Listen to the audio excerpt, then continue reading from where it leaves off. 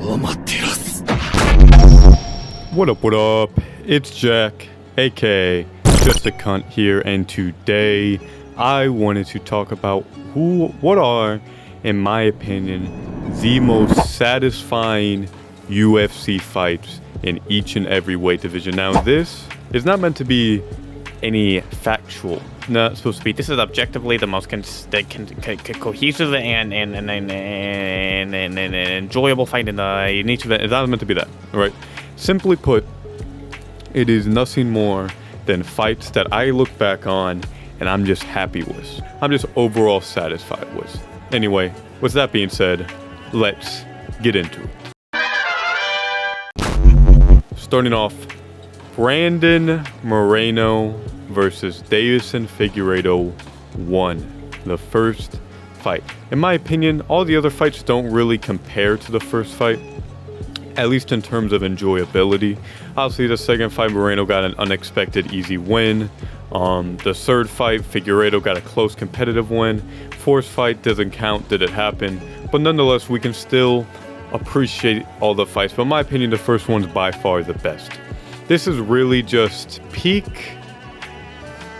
Just a good ass fight. I can't even summarize it in a single word. Deiveson Figueredo, this one he was way more marauder. It feels like he started like the older he got, his chin got worse, his overall athleticism. I call it almost the Tony Ferguson effect, where certain people rely on a level of physicality that when it's taken away from them, they tend to either have to adapt their game or they don't find the same success. And that feels like what happened with Figueredo, is that for some reason, whether it be the weight cut, whether it just be age, whether it be just damage from these level of fights, it just felt like he didn't have the same physicality that we'd have, even at bantamweights. But nonetheless, in this fight, Deiveson was hands down, karate almost style, but not hopping back and forth, just keeping his hands low, trying to snipe. Almost similar to Joe Pyfer, funnily enough. He almost had a Joe Pyfer fighting style in this one. And just Brandon Moreno coming off an impressive run. I'm pretty sure when he beat Brennan Royval was coming off this. They fought, I forgot if they fought on the same pay-per-view, but this is when Figueredo went back-to-back. He fought like Alex Perez and then this fight. And Figueredo just looked good. I mean, he was just hurting Moreno. He wasn't like really stumbling him back, but in the beginning of this fight, he was doing really good countering the jab with an overhand and sneaking it over, and he damaged Moreno's elbow a lot. I'm pretty sure he broke his arm just with how many times Deiveson was going over Moreno's jab with a right hand and just like almost shoving it inwards, almost like just fucking up his elbow.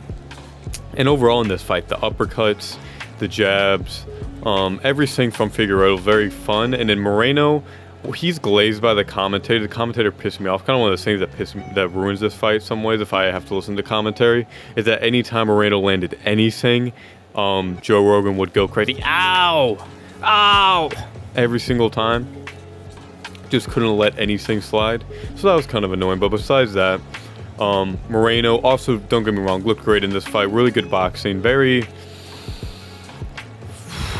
I don't want to say unconventional, as if it's like some abstract crazy boxing. It's very conventional. It's just he has a weird, almost like mannerisms to him that make it unique. But the jab was really good in this fight. He started to hurt Figueredo as the fight went on. I remember this time where Figgy just had his hands down and Moreno landed a sick ass combo hopping off the fence, but they were just exchanging with each other. This was just an amazing fight, start to finish. There was the nut shot from Figueredo. It's kind of the only thing that's holding this fight back, and without that nut shot, Figueredo would have won, and we didn't have to worry about any of this nonsense with Moreno and all that, and Figgy would have been champ to this goddamn day. But nonetheless, incredible fight. If you were there to see it, this was a great moment. This is arguably, for me, I still don't know if flyweight had reached a better peak than Figueredo during this time when he was on the top, when he was champion. There's no one's liked it. I don't give a fuck. I'm gonna be an old head about Figueredo till the day I die. Moving on to bantamweight. Peter Yan versus Corey Sangate. There's going to be a theme here. A lot of these fights are also just on great cards. This was on the card with Hamdat versus Li Jingliang, Islam Dan Hooker, Glover Yan. Just a great card. This is one that had like back-to-back pay-per-views, like literally like a week or two apart. This one, and I'm pretty sure it was Usman versus Colby 2, if I remember correctly. And this fight, man, I mean, it really is just peak striking. Peak MMA in general, not as much wrestling, but overall just peak striking. Peter Yan starting off slow, Corey winning the first round or two, and Peter just downloading information and making slight adjustments to land on him. It's just so beautiful looking at this fight. There's so many moments to go from Peter Yan's left hand into a spinning back foot, dropping Corey Sandhagen, to landing a sick combo in the last 10 seconds where he lands like a 1-2 spinning heel kick. Corey responds with a flying knee, and Peter just has such good form in his kicks. I don't know if you guys are as much of a fetish as I do for just fucking good form. I think it's a reason why people don't like Justin Gaethje, DDP. A lot of these guys, sometimes their form looks very wonky or they look stiff. Peter, man, he's just so goddamn technical. I watch this fight and I start to actually agree with Lucas Tracy. This motherfucker is not top 10. He's not top 15. He's top 5. Holy fuck. And just overall, just a great fight. This was peak Peter Yan. He's had great performances against Song Yadong, and Figueredo was a great one. Overall, Peter Yan is just a overall very fascinatingly satisfying fighter. Similar to, there's certain fighters who aren't the most physically able, but are able to seem like juggernauts just by virtue of their raw technical ability. Islam has the same effect, where if you really think about it, Islam doesn't really hit super hard. He doesn't really have a great chin. He's not super fast. He has great cardio, but he's not some juggernaut of a person. You know what I mean? He's not a like Drew Dober is quote unquote more of a juggernaut. Michael Chandler, these are juggernauts, you know. Even Umar, I'd say, is more of a juggernaut, something like Islam. But Peter Yan, same thing. He doesn't hit super hard. Doesn't have a crazy chin. Good cardio, but it just makes things work. Just with a level of dynamicism. People talk about his boxing, but his kicks are incredible. His body kick into a switch combo, letting Corey hit him on his guard and counter him with right hands. Answer the phone a bunch, where Corey would see him cover up, try to hit him with body shots, and Peter would respond with a rear right hook. Just an amazing fight, incredible time to be a fan. Amazing card overall. Moving on to 145. There's a lot of options here. There's a lot of great fights. You know, Calvin Kattar, Max Holloway. You pretty much say almost any Max Holloway fight you can put on here. I was even thinking of being a little cheeky and putting Max versus Conor, because I think that's arguably Conor's most satisfying performance. But I had to go with Volk versus Yair. This fight had everything. Yair coming into this fight was looking scary. Not because he was some crazy contender at this time, was racking off amazing wins. He was coming off a win over Josh Emmett. But stylistically, it felt like on the feet, he would give Volk a lot of trouble. And he ended up doing so. Volk never really looked comfortable on the feet in this fight. Obviously, he would go on to rock him and then TKO him. But he seemed still uncomfortable by the head kicks. It took a long time for him to get comfortable with his striking, with coming in on Yair. And really made us a point of emphasis for the wrestling to be a big part of this game plan. Which, it's really... seeing a contender evolve, little things like Corey Sandhagen, you know, improving jiu-jitsu, stuff like that's impressive. But seeing someone like Volk, who besides the Max Holloway third fight, he still grappled a lot. He had some early TKOs, but he didn't feel like a wrestler. He was definitely a striker, at least considered such. But seeing him fight Islam in an incredibly close fight, where a lot of people at that time were still saying that it was a robbery and Volk deserves to win. Seeing him do that, come back down to his division, and then use the skills that he learned from Islam to dominate Yair start to finish, it was just very heartwarming. It felt right. You know how there's certain times where a fighter will have an incredibly close fight with someone that they could have won, and it's like a Dominic Reyes, John Jones is a perfect example of this, where it's like, all right, this guy lost, they should have gone to him, close fight, but hey, that's a motherfucker right there that's gonna give people a lot of problems, and they go on just to lose, they get knocked out, they get caught, you know. It's sad because it feels like, damn, that was their moment. Their career could have been different. Even if they would have lost, at least they would have had the championship. But seeing Volk do this, come back, dominate Yair, it was very heartwarming as a fan. Solidified him as pound for pound #1. It really made it seem like that if Volk was just a bit bigger, or if Islam was a bit smaller, correct me if I'm wrong, if Islam is Mayweather Evloev's size, the Weasel does this for some fucking reason. He just makes it seem like that Well, shorter guys are harder to take down, so that actually means that Volkanovski actually had an advantage against Islam. No. If Islam was the size of Movsar Evloev, Volk fucking murks him. I'm not going to get past it. That's just the case. Volkanovski murks Islam if Islam is small. Islam is similar size to Volkanovski. He's just getting dominated. But nonetheless, incredible fight. Great card. Very satisfying finishes on this card. And overall just... Man, Volk just gives you feelings, doesn't he? Same thing with Diego Lopez. He just gives you a good feeling. Good warmth in your heart. Moving on. Charles Oliveira versus Justin Gaethje. I know Charles Oliveira just got knocked out cold.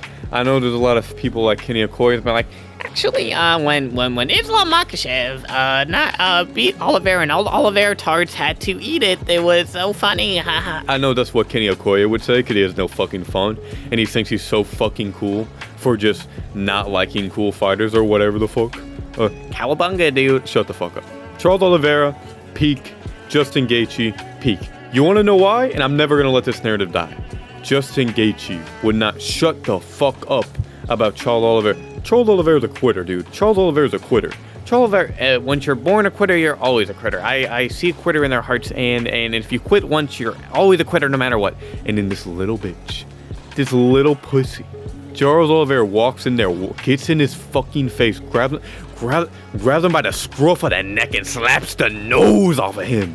Drops him, put him down, and then fucking chokes him out. And you know what Justin Gaethje does? You know what he does? He quits. He taps. Go to sleep. Go to fucking sleep. He decides to tap. Oh my god. As a fan, as an Oliveira fan, this felt so... It is one of the only times where I was almost happy that Charles got dropped to prove that he's not a quitter. Because it really felt like that he proved something to Gaethje. And I still hold a grudge against Gaethje. He still pisses me off. Because sometimes he just says shit. But nonetheless, I don't need to explain this to you guys. If you guys were there, Oliveira's whole title run, man, he just had something about him. Winning against Michael Chandler, running across the octagon, running into the crowd, beating Dustin Poirier. That one, it felt more like, damn, this guy's just good. This guy's just a good fighter. This one felt like Charles had something to prove. It felt like there was a narrative going around about Charles and who he was and what he was as a person, as a man. So, good to see. Sean Brady. Big man. All right. I know. I'm the Sean Brady guy. I'm the Sean Brady. I'm the leader of the fan club. You know, you saw the transition earlier. Sean Brady's my guy. Now, why is I'm not put here because I dislike Leon Edwards. I'm not bedtime. I like Leon. He's actually a fun fighter, and I think his third fight with Usman is an underratedly fun fight, at least from a technical level, in my opinion. Someone that likes body kicks, that likes, leg kicks, that likes mixing it up. It was just a fun dynamic in that fight. But Sean Brady's jiu-jitsu, man, it's just so fun to watch. I mean, normally what frustrates me about Sean Brady is that he looks good on the feet. He doesn't look super powerful. He doesn't look super fat, but he looks good on the feet. But more so, his wrestling, when he's trying to take someone down, he just can't do it.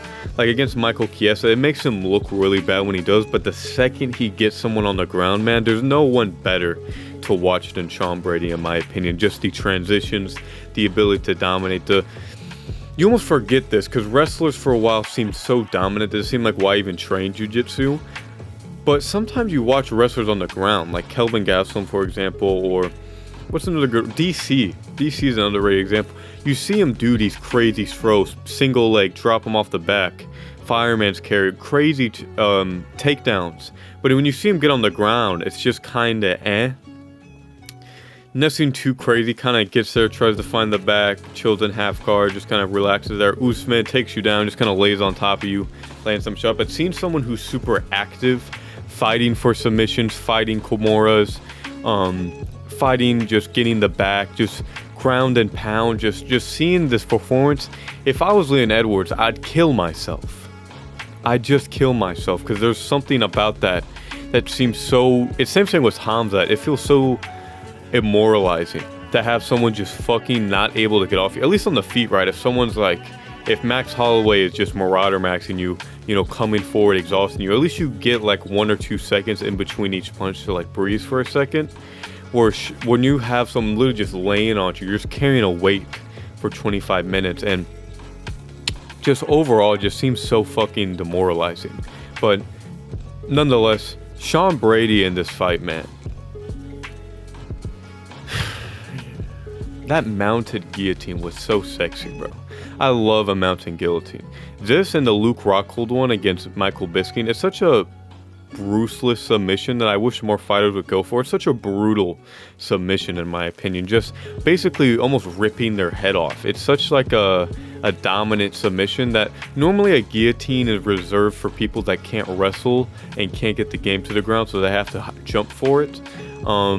And then eventually get dominated because guillotines don't work. But seeing a mounted guillotine like that, very impressive. This is one of those fights I just go back and watch and wish I was better at jiu-jitsu, you know what I mean? But nonetheless, great fight, great performance. Shout out Sean Brady, future champ. Israel Adesanya versus Paulo Costa. This is weird to talk about nowadays, with how Izzy's career has ended up. Not as bad, obviously he's had great moments, ups and downs, but overall great career. This is one that Israel Adesanya was my favorite fighter. I'm not ashamed to admit it. All right, I'm a young fan. This was back in however long ago. I think this was this pre-pandemic? No, this was pandemic time, so it's about 25 years ago. I would have been about 15. I've been about 15 about that time. 14, 15, maybe 14, 15. And Israel Adesanya was my favorite fighter. And he was coming off a horrible performance against Yoel Romero, where I almost wanted Yoel to get to win because I was so pissed off at how awful that fight was. But Israel Adesanya coming into this fight, there's a lot of narratives. Paulo Costa just being big, Israel being skinny. It's kind of a theme through his career where he kind of talks about it a lot. But not only that, it was more so like Izzy was really receiving a lot of flack for his Yoel Romero performance, and also for... This was before all the controversy came out with him about the dog stuff, but he still was just kind of cringy. Still talked a big game, still kind of just not the best. He wasn't the star immediately, right? He didn't just blow up. Everyone's in a fan. He didn't have that. People were kind of wanting to have that Conor McGregor effect. He almost had that Sean O'Malley industry plant thing where the UFC was pushing him so hard, but people weren't really latching on. But this performance, man, was just incredible. My brother picked Paulo Costa. I was very confident in Israel. I thought he was going to dominate Paulo Costa. I didn't see this being a hard fight for him. And this is one of the first fights I won money on. So I got a special connection to this fight just because I got to see a big thing was that my brother's a big Conor McGregor fan. And to me, this was Izzy's Eddie Alvarez fight in terms of his best performance, not getting touched, not even getting punched once. I think he maybe ate one body kick from Paulo. That's about it. But just the technical ability, the leg kicks, moving from the outside. It's just that the celebration after just fucking his ass on live television. God forbid there was a crowd there. It's almost worse because you can literally hear the taps. You can literally hear the thrust after each one. But nonetheless, Israel Adesanya, the body kicks, the counters, everything involved. The only thing that ruined it is Gynogate. To this day, Izzy grew a titty and sometimes has and sometimes doesn't. No, I'm someone that just views all fighters as on steroids to some extent. I don't really care. Paulo Costa is obviously on fucking steroids. I'm not gonna be so mad and be like, oh my god, dude, Israel Adesanya's on steroids. He's a disgusting person. Get him at the UFC. He's not John Jones, okay? He's not John. I don't really care that much. Everyone's on steroids. Everyone is, to some extent. Rampage Jackson didn't even fucking know TRT was a steroid. Everyone's gonna have some type of fucking excuse, but nonetheless, great performance, incredible fight. This was, for me as a fan, peak Israel Adesanya. Obviously, he would later have the Alex Pereira performance. That probably is his best performance, you could probably say, but nonetheless, great fight from Israel, and it makes me remember fonder times almost as a fan. Moving on. Yuri Prohaska versus Glover Teixeira. Now, This fight's interesting. There's a lot of things going around this fight where light heavy was just a fucking mess, dude. It was just a mess. It seemed like we're gonna have Jan Blachowicz for a while. It seemed like he was gonna be the next reigning champ. It seemed like he was the person that was gonna, really pull through and set the division right. And Glover was gonna get the title shot, but it was like, okay, he's gonna get the title shot, but he's still gonna lose. But it's okay. But ended up winning in a surprising win. Yuri Prohaska coming into this still seemed rough around the edges. Still seemed a little rough on the edges, but I remember during this time, people thought Yuri were gonna fucking kill Glover. Like, this was before Yuri really seemed to be kind of considered like a very sloppy fighter. Just when he was still like a fucking marauder and he was just coming forward and he was gonna kill everybody. Like, he still had that like terrifying energy about him. But coming into this fight, with the hair, with the goofiness almost going into it, this felt like this was Yuri's chance to really become a terrifying foe, but had a surprisingly close fight with Glover. I think one of the best fights of all time. I mean, coming into the first round, gets taken down, gets ragdolled, gets held on his back, ends up escaping, comes up, rocks Glover later in the fight, uppercut, lands on him, landing bombs, but then Glover's, I'm pretty sure, able to get the takedown after that. Later, Glover rocking Yuri super bad, like literally out on his feet, about to go out. Jumps the guillotine, starts to, throw the fight away, gets ground and pounded, but coming into the 5th round, still looking ahead, on the scorecards. But Yuri, man, just finds a way to win, man. Just really put a staple on this fight, really a movie-like moment where he gets a scramble, gets his back. Seems like that Glover's going to come over to win. It's going to be a war, but old man Glover's going to get it done. But Yuri just sneaks in the rare naked choke, doesn't even have the hooks in. Last second, the camera angle's kind of fucked up. It's like, what's going on? What's happening? You're seeing almost like Yuri, like Glover on his like under Glover, and you just don't know what's going on. And all of a sudden, Yuri stands up with that goofy smile, his hair flopping in his face like Diego Lopez, man, and just walks off, man. Something that was really just, I'm pretty sure this fight was in Singapore as well.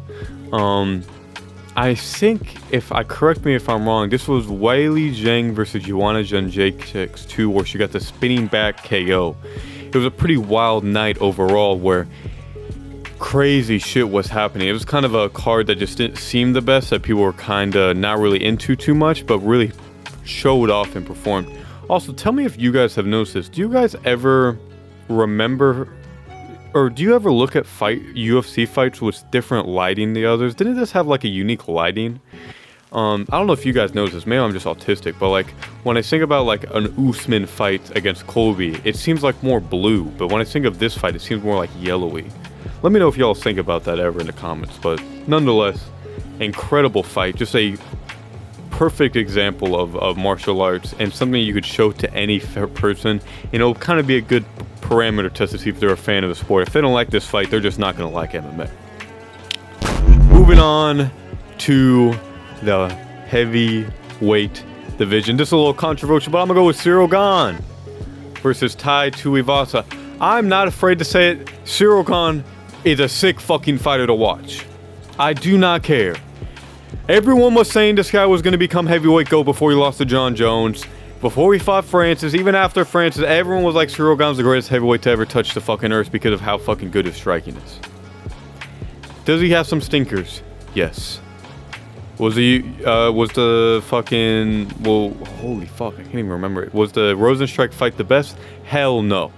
Fuck no. I don't even remember what happened in that fight. But I don't give a fuck. Volkanovski fight, or Volkov fight. Great fight. Fun fight to watch technically. Derek Lewis fight, same thing, fun fight to watch technically. This fight was fun to watch. Sirroan coming out, jab, leg kick, body kick. Seeing someone just technically breaks them down where Ty's just trying to get in. This is also Ty's arguably best performance, just in terms of how he's been done recently. He didn't look bad in this fight. Able to drop Gon in the second round, I believe, and just put him on his ass and land some good shots. But Sirroan, man, his ability to mix it up. You know, body kick, leg kick, head kick, question mark kick, feinted to the body, head kick. Tai Tuivasa almost looks like he's playing possum and just swings big on Sirroan. leading up to the finish, man, lands a body kick on Tai, hurts him, gets him backing up, and just lands a sick-ass uppercut. Almost shot on Tai Tuivasa. Lands some back of the heads, but you know, what you want him to do. Tai Tuivasa was doing the cha-cha slide, alright? It's hard to hit him fucking clean when that man is bouncing around like a fucking groundhog, alright? Just overall incredibly great fight. Just there wasn't too many narratives going into it. This Paris card was good. Robert Whittaker, Marvin Vettori, another very satisfying fight. I wanted to put Robert Whittaker on here. He's someone that one of the most fun fighters to look back and watch on. His fight versus Kelvin, Marvin Vettori, Jared Cannonier. So many fights you can look back on and take away a lot from just as a high level expression of MMA. And I think this one's no better. Or no worse than that. Sirroan, man, it's just, say what you want, but if he's not in there against a guy trying to grapple, when it's just a striking fight and he's got a fat blob and head in front of him, he can style on everyone. I'm a Sirroan fan. I don't give a fuck. I still like Tom Aspinall, knowing he's had some stinkers. That second Volkov fight was a stinker. Obviously, the Jones fight's a stinker, but I don't care, man. I'm still a fan of Sirroan, but nonetheless, I hope you guys enjoyed this. I hope you guys had fun. Let me know what you guys want to see next. Let me know how you guys doing. Let me know what you guys think of the card going on tomorrow. And, yeah. Have a good one.